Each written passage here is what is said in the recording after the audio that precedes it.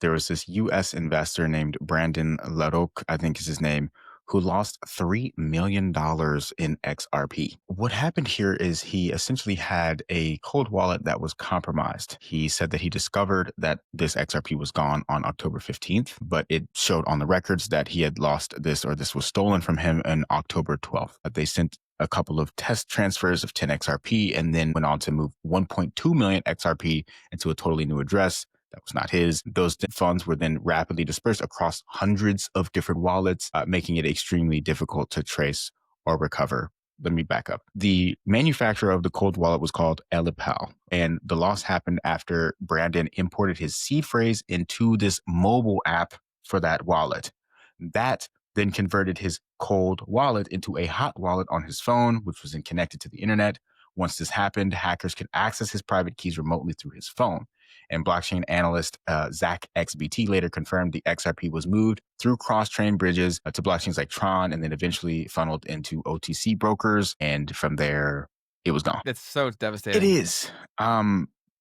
Because the things like this happen pretty often. It's not often that we hear about it, or that it's always $3 million at a time. And a part of this too, I kind of want to bring back to like the power of YouTube, guys. What happened here is this guy uploaded a video to YouTube about losing $3 million in XRP. It's almost like he knew SEO to some degree. But, he put that in the title, lost $3 million of XRP. And this video has like at least 200,000 views in like the week that he just put this video out on YouTube. My friend sent me this too, because he knows I'm a big crypto head. And sorry to cut you off there, Keith, but that also seemed kind of fishy to me, like how rapidly this spread. And I'm not saying he's fabricating anything or anything of the sort. It's just when something spreads that quickly, and it's not like it was super timely in terms of price movement, right? Like it's not like I could see this going ultra viral if XRP had been moving and he did this and said this and it happened. Like that would make sense to me. But for it to go this viral when it's not a big price movement story, that doesn't add up to me completely. Maybe we should try to get him on so I can talk to him. I mean, it's YouTube, dude. It's you. Like, I'll tell you right now, bro. Like, if you put something on YouTube and it's something that like really resonates deeply with people, even if you just started that channel,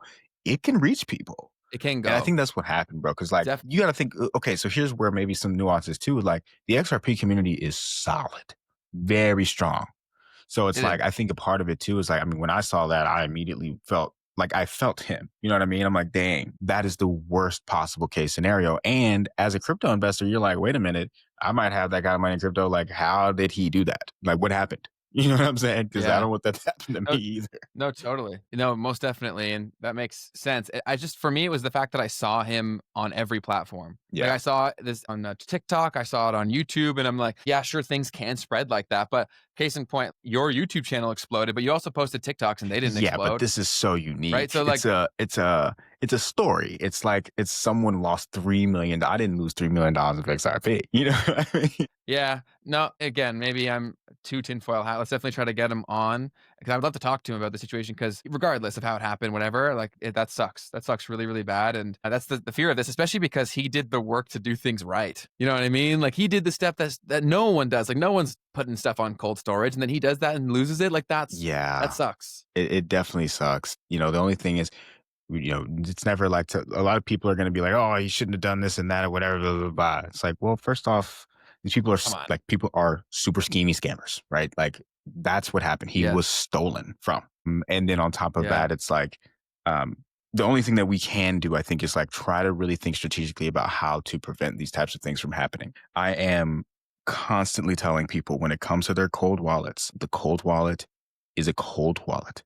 You do not connect it to anything. You do not do any transactions on it.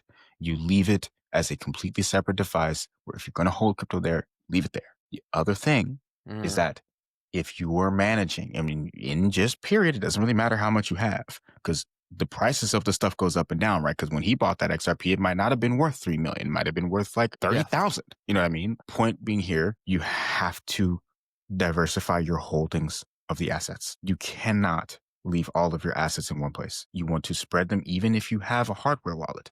You want to have multiple hardware wallets. You want to have multiple different methods through which you're holding, because we don't know. The whole thing has been as crazy. Now we got the Fed saying everything's cool, don't worry. But before now, it was like, we don't know if governments are going to come in and say that it's illegal to hold in cold storage. So diversify from Mhm. cold storage to having some on exchanges across different exchanges. So, anyways, these are strategies that I talk about with a lot of the people that I'm close to around how to actually protect your assets. And that is the number one no is keeping all of it in one place. Yeah.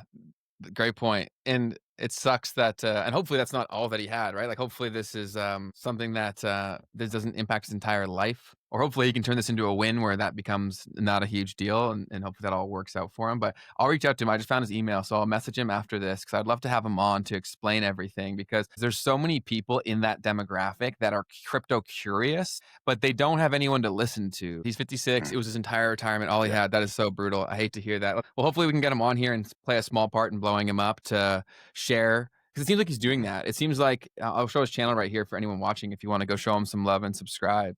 So I'll share his channel. And I think if he doubles down on this, he could come in and fill a void that would make that money back and then some.